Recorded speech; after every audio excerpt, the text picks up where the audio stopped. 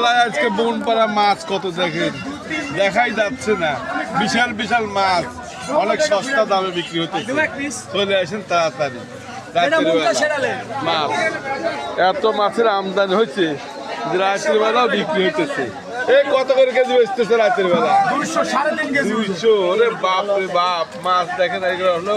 এটা কত করে ছোটটা? খালি 80। রাতের বেলা মাছ বিক্রি হতেছে বনপাড়া বাজারে, দেখার মতো আজকে। এই কত করে কেজি বেচতেছে তেলাপিয়া রাতের বেলা? জিমে যে বেচছে 200 টাকা। এখন আসছে সস্তা হয়ে গেছে। কত করে কেজি বেচতেছে মাছ? রাতের বেলা মাছ আজকে আমদানি বেশি, বেচা কেনা হয় নাই।